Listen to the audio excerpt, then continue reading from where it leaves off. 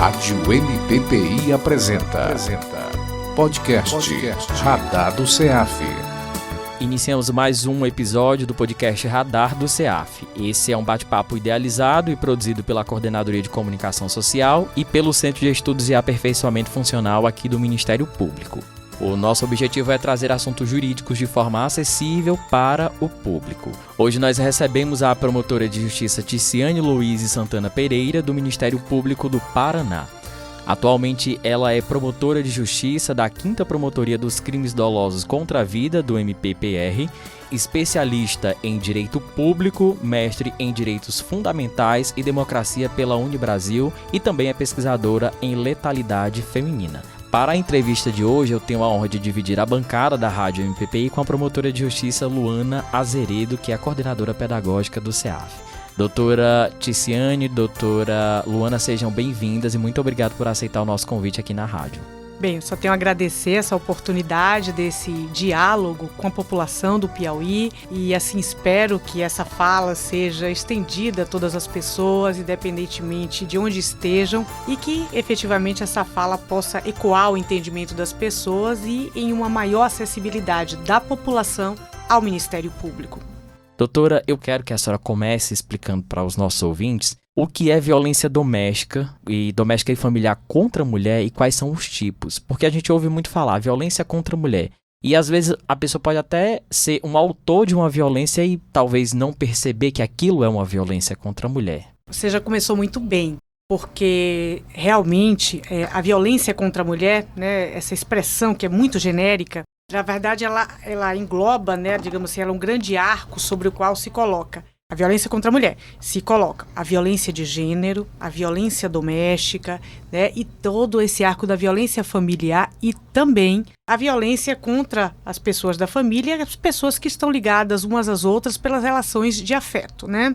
Qualquer que seja ela, que fique claro. Mas o que é isso? Já que está no nosso imaginário. Como está no nosso imaginário, e nosso imaginário nos traz fantasias, né? Ah, isso é violência, isso aqui não é. Isso aqui eu já ouvi meu pai fazendo, minha mãe já passou por isso. Então não deve ser violência. Então, para acabar com tudo isso, o conceito hoje é o conceito que está na lei. Na lei, e que lei é essa? Lei Maria da Penha. Então, para o público aqui, o que é violência contra a mulher? Ou violência doméstica na Lei Maria da Penha. Ela está prevista no artigo 5º dessa lei, exatamente deixando claro que tipo de contexto é essa violência, e é o contexto familiar, e aí envolve o pai, o padrasto, né? Mas é importante que se tenha como destinatário dessa violência, desse ato de violência ou atos de violência, a mulher, tá? A mulher, a figura da mulher. Ah, Ticiane, e uma mulher pode praticar violência doméstica contra outra mulher? Sim. Para caracterizar essa violência, basta que a vítima seja mulher. Agora, claro, o que é violência contra a mulher, já que os atores, né, os protagonistas podem ser essas pessoas? É importante que fique claro que o conceito, conforme eu disse, hoje está na lei. Então, que conceito é esse? Hoje, os conceitos de violência doméstica também estão no artigo 7º dessa mesma lei. E aqui, para a população, vou citar alguns. Por exemplo, a violência física, que é a mais conhecida. Mas ela não é a única forma de violência contra a mulher. As pessoas às vezes falam, né, na nossa praxe jurídica, eu acho que violência contra a mulher, olha, doutor, ele nunca foi violento comigo, ele nunca me bateu. Mas olha só, esse homem atrofia, né, digamos assim, diminui tua capacidade de fala, diminui tua capacidade de decisão sobre a tua vida. Sempre é o argumento de, a decisão aqui é da família, é pela família. Isso é uma forma de violência. E tem um outro nome, violência psicológica. E essa violência, eu gosto muito de falar sobre essa violência, sabe, Zé? Porque ela é muito subliminar, ela é sofisticada, ela às vezes a gente não vê, a gente naturaliza, acha que aquilo é normal. E muitas vezes está trazendo para a mulher outros tipos de malefício. Quantas vezes as mulheres não desenvolvem doenças psicossomáticas, doenças psiquiátricas, até o ostracismo dela de vida social. A violência psicológica é uma violência muito séria, só que a gente não ouvia falar antes da Lei Maria da Penha. Contra a mulher, as formas de violência elas são múltiplas. Quem já ouviu falar em violência política? Agora está regulamentada por lei. Só que a gente achava que quando uma mulher vereadora falava demais, vixe, essa mulher não serve, devia estar em casa cuidando dos filhos. Isso é uma violência política. porque atrofia, diminui a capacidade da mulher no cenário político de transformar a sociedade. A violência política a gente não tinha nem nome antigamente, hoje tem. E hoje é importante que o Estado, precisamente com o protagonismo do Ministério Público, esteja atento a essas formas de violência. Violência patrimonial. Quantas vezes, historicamente, a gente acreditava que as nossas vovós trabalhavam e o marido que sustentava, o marido que pegava o dinheiro dela. Isso estava na lei, estava no Código Civil, em que os frutos do trabalho da mulher era administrado pelo marido. Ela não tinha liberdade nem de gozar do fruto do seu trabalho. Hoje, esse tipo de postura que antes estava escrita na lei como possível, hoje é uma violência, é um ato ilícito. Então, quantas vezes a mulher trabalha, o marido administra a casa, eles ali em colaboração, mas ele atrofia a capacidade dela de perceber o próprio ganho. Isso é uma violência. Então, tudo isso que eu falei está lá na Lei Maria da Penha, tá? Está lá no artigo 5º, no artigo 7º. E a violência contra a mulher, ela não se dá só dentro do contexto do casamento. É importante saber que as pessoas entendam. Olha, meu padrasto, mulher, meu padrasto está fazendo isso, fazendo aquilo e tal, mas não é Maria da Penha porque ele é meu padrasto. É sim, é uma relação familiar. E aí, no caso, por afinidade. E isso está previsto na lei. Então, também, eu fiquei com carinha na balada e lá ele me deu um tapa na cara, ou então lá ele me injuriou, ele tentou forçar algo mais, mas foi só um carinha da balada, não é violência doméstica, não. É, de acordo com o artigo 5º, qualquer relação íntima de afeto em que aconteça atos de violência, e atos de violência, que fique claro, são atos de ingerência, ou seja, condutas de uma pessoa contra uma mulher sem o seu consentimento e que firam, que toque a sua esfera jurídica, lhe causando mal. Esse mal pode ser político, psicológico, patrimonial ou físico, que é o mais conhecido, mas não é o único. Então, meu caro, simplificando toda a minha fala, efetivamente, violência contra a mulher hoje em dia é um conceito legal. Ele não é a opinião da promotora Ticiane. Ele não é a opinião ou a descaracterização. Isso não é violência, isso sempre aconteceu.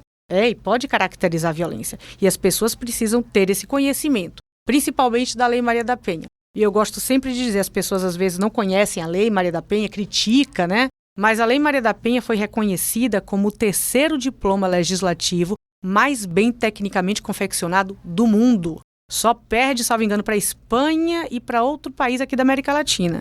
Mas ele tem essa técnica legislativa de excelência, então as pessoas precisam tirar o preconceito, conhecer a lei e efetivamente entender que ela foi feita com o objetivo de trazer alcance de conhecimento às pessoas e educar nós do Estado para esse tipo de demanda.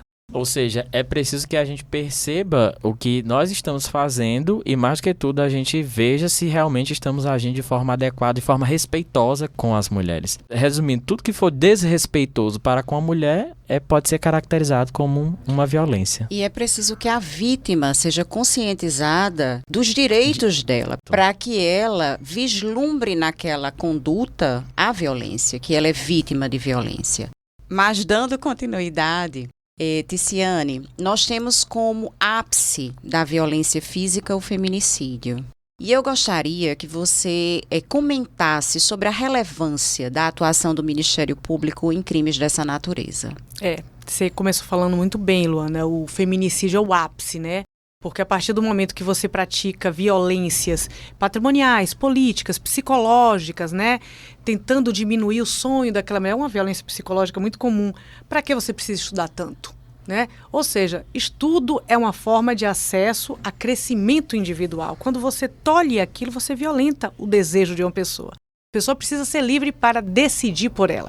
Então, o feminicídio, ele vem, digamos assim, como essa etapa última, porque ele aniquila a vida, A vida, esse nosso grande, maior direito. O maior direito que um ser humano pode ter, acredite, não é a liberdade. A liberdade é um direito adjetivo. O direito maior, o substantivo, é a vida. Sem vida não há liberdade. Quando o ato de violência chega a esse extremo, neutralizando a vida de uma mulher, e que no contexto dessa morte haja a condição de dois contextos, que é no contexto de uma violência doméstica ou de menosprezo à condição de mulher, efetivamente, nesse caso aí, nós temos que ter uma ação muito articulada do Estado. E respondendo objetivamente a tua pergunta, Luana, sim, o Ministério Público aí tem um papel fundamental. Porque, olha só, o Ministério Público, até para que as pessoas entendam, não é só o acusador do homem que cometeu o feminicídio. O Ministério Público ele tem um arco de atuação muito amplo. Então, nós temos o dever, isso está na Constituição, de atuarmos, inclusive, preventivamente, em políticas, estimular políticas públicas, políticas sociais, educação social. A Lei Maria da Penha, inclusive no artigo 8º, ela situa o dever, né, do Estado promover o conhecimento, a discussão sobre igualdade de gênero entre meninos e meninas, né, em todos os níveis escolares. Então, é importante que o Ministério Público atue conscientizando meninas, né, do seu poder pessoal, da sua capacidade de dizer não, de dizer o que está lhe incomodando, que não quer ficar perto de alguém, de que uma menina, uma adolescente, uma mulher, digamos, ela tem o direito de romper uma relação sem precisar ficar se justificando. O rompimento de uma relação é um direito do homem e da mulher. Então, em outro aspecto também de atuação do Ministério Público, preventivo ao caso último aí do feminicídio, também está em conscientizar, olha só, homens. Porque o feminicídio, ele afeta a vida da mulher, mas ele, em grande parte, apesar de mulheres também poderem, né, cometer feminicídio, serem autoras, réis, ele acaba muito com a vida da mulher e aí tem os homens que vão cumprir a pena. E como é que esses homens voltarão para a sociedade? Essa é uma preocupação muito forte do Ministério Público. O Ministério Público tem que atuar na indução dessa política pública, porque é uma política pública que tem se mostrado extremamente eficiente. Ela evita índices de reincidência e, olha, traz o quê? Algo que é querido por toda a sociedade, a educação social de se respeitar o outro na determinação da própria decisão, no caso aqui da mulher. Então, quando esse homem, né, não consegue assimilar essa política pública da educação, da informação e está contingenciado como réu na violência doméstica, né, lá no juizado, ou no caso do feminicídio, a ele pode ser aplicado, né, e aí nós temos esse arco de atuação de conscientização do que ele fez. E a conscientização de uma pessoa é a mola fundamental da prevenção de crimes. Esse é outro braço do Ministério Público. E, em último caso, agora, mais objetivamente, sim, nós atuamos como autores, protagonistas da exigência de responsabilidade de quem matou alguém. É nós. É só o Ministério Público aí, tá? Não tem outra instituição, não. Então, atuando nessa vertente de buscar a responsabilização de um feminicida culpado, cabe a nós, lá no Tribunal do Júri, quando a gente vai fazer, né, os júris, os promotores e as promotoras, efetivamente promover essa educação que, no caso em concreto ali da morte daquela mulher em específico, parece que não foi suficiente. Então, ali no plenário, nós, promotores, e quem faz isso é promotor, educamos a sociedade da importância do combate à violência doméstica, das consequências daquele crime que afetou aquela mulher, dos filhos que foram deixados. Hoje eu participei do conhecimento de um programa belíssimo do Ministério Público do Piauí a respeito desse estudo. Essa é uma cifra muito séria, os filhos do feminicídio.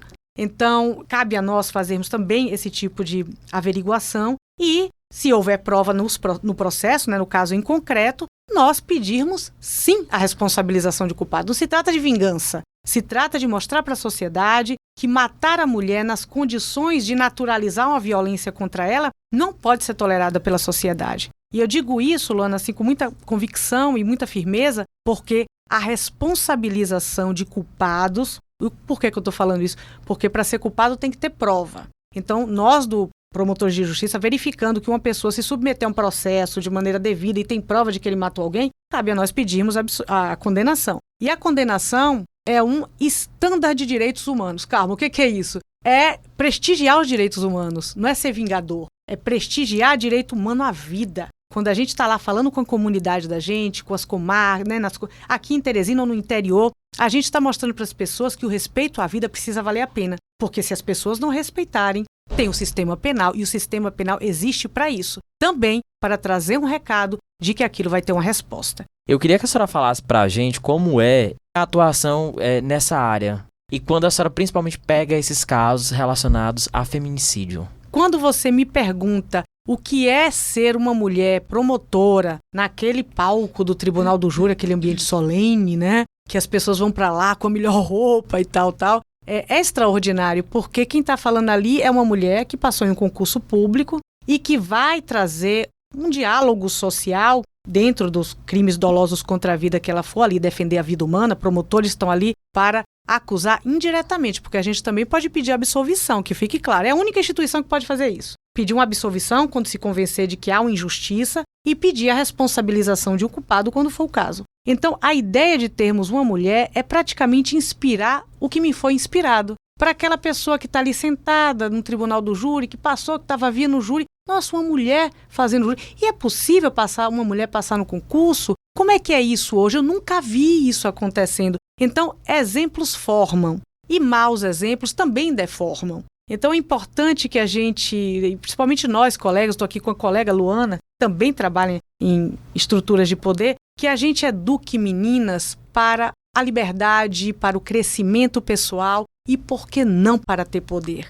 O poder que eu falo, meu caro, não é um poder contra o outro, é um poder sobre si mesmo. E só uma vida talhada, sem violência, é capaz de trazer uma autodeterminação potente para eu ser o que eu quiser, inclusive ter poder. Olha só, inclusive estudar os níveis mais altos, querer efetivamente, poder falar com tranquilidade que meu sonho é ser autoridade pública, qual o problema, e efetivamente galgar esses degraus. E galgando esses degraus, na hora do júri, pedindo a responsabilização de um homem que matou uma outra mulher, isso reverbera, isso traz nas minhas costas um monte de mulher que não teve a oportunidade que eu tive. Então esse exemplo arrasta. Esse exemplo traz a ideia de que é possível, eu sei que cada um tem uma vida. Eu tive uma vida que teve facilitações, meu pai era um médico, minha mãe é uma delegada, e que tem pessoas que não têm isso, mas que é possível. Mas isso só é possível numa vida sem violência. Então, a mulher falar em plenário, exigir responsabilização, pedir a aplicação do AMPENA, defender o direito à vida, logo a mulher que produz vida. A mulher que gera. A mulher que gera, que gesta a vida, que traz a vida, falar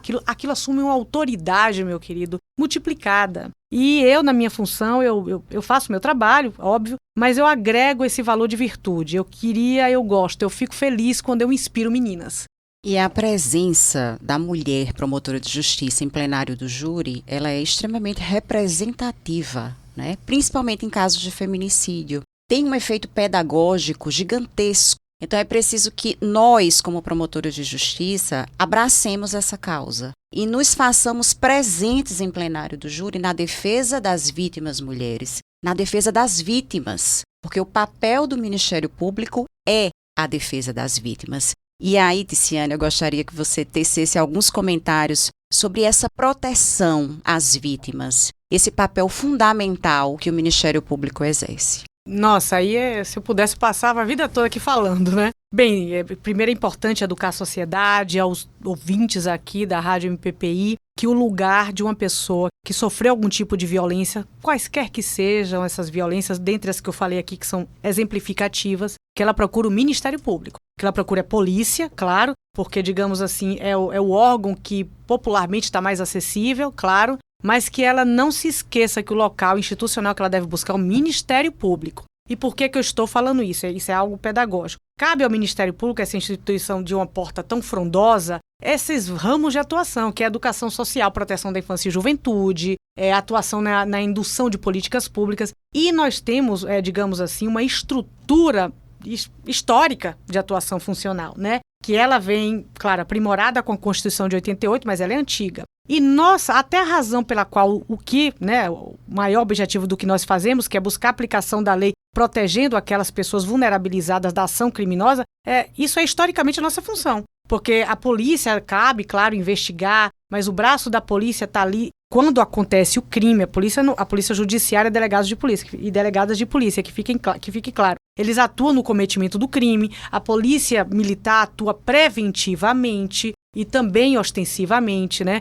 A Defensoria Pública atua em defesa, muitas vezes, dos réus feminicidas, desde que essas pessoas não possam pagar e tal. Mas a única instituição que inequivocamente está do lado da vítima é o Ministério Público. Então, não raro no meu papel no Tribunal do Júri, quando essas mulheres, porque existe o feminicídio tentado, né? Quando as mulheres sobrevivem à ação homicida, feminicida no caso aqui, a gente tem essa escuta humanizada. Aqui no Ministério Público do Piauí, aqui em Teresina, hoje assisti aí a um programa muito interessante. Lá no Paraná também nós temos. Então nós estamos mais aproximados do ponto de vista do processo. Então é fundamental, e aí mulheres, colegas promotoras, se afeiçoarem ao Tribunal do Júri, porque aquilo ali é o próprio direito em movimento, o direito em ação, é a nossa oralidade, claro, com base no processo, nas provas, trazendo luz à necessidade de elevação da sociedade como um todo a um plano de civilidade maior.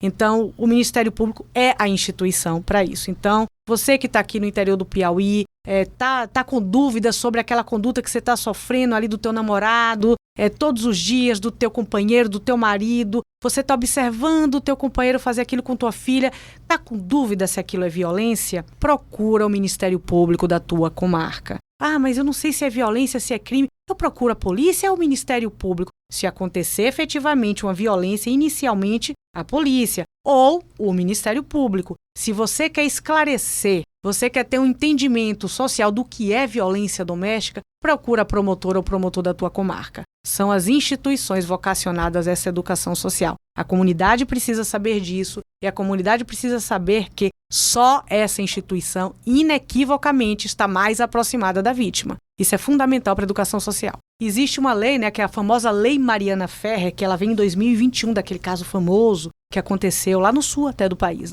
onde eu tô. E aquilo aconteceu e virou uma lei. O nome da lei leva o nome dela, Mariana Ferrer. E o que essa lei fala? Que lá no júri, lá nas audiências, ninguém pode ficar falando que a mulher foi estuprada, mas também a roupa que ela usava. Acabou isso, viu? Acabou. Não pode mais ser feito esse tipo de arguição. Você não pode mais chegar para uma mulher que sobreviveu à ação de feminicídio e dizer para ela, mas vem cá, você prefere ele na sua casa ou fora da sua casa? Ou por que é isso? Você está usando uma situação de violência para justificar que o provedor da casa volte a praticar mais violência contra ela? Então, quem vai estar lá ouvindo tudo isso é um promotor, uma promotora de justiça. Então, nesse aspecto, houve um avanço significativo. E nós estamos lá para ficar de olho, viu?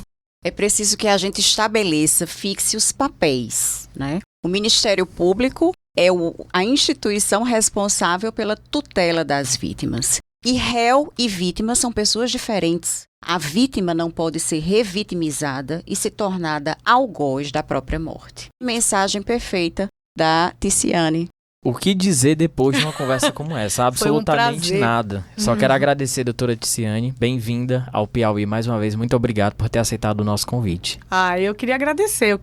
Essa acolhida, esse calor humano. Eu também sou nordestina. Eu tô no Paraná, mas eu sou nordestina de coração. Que bom que minha vinda aqui é a primeira vez que eu vim. Espero que não seja a última, que eu quero voltar. Então, que minha vinda aqui, que minha voz, que meu sotaque baiano, com meus confrades aqui tenha despertado não só a educação social, que também eu estou cumprindo minha função, mas principalmente a acessibilidade ao Ministério Público. Cada vez as pessoas conhecerem mais e acreditar as instituições, o papel que elas têm, Cabe ao Judiciário julgar imparcialmente, cabe ao Ministério Público estar ali do lado da vítima e zelando e velando pela legalidade. Cabe à Defensoria Pública, claro, a instituição que tem o seu valor, defender os réus que não podem constituir advogados. Cabe à digna OAB também fazer as defesas. Eu, como promotora, fico muito feliz de estar aqui falando com a sociedade do Piauí. Podem me chamar que eu venho facinho, conforme eu já falei. Muito obrigado, doutora Luana. Também muito obrigado por dividir a bancada aqui comigo. Conte comigo sempre. Me convide que estarei aqui. Esse e outros episódios você pode acompanhar na nossa conta oficial no Spotify e também na nossa página da rádio no mppi.mp.br. Muito obrigado e até o próximo episódio. Rádio MPPI apresentou podcast Radar do CEAF.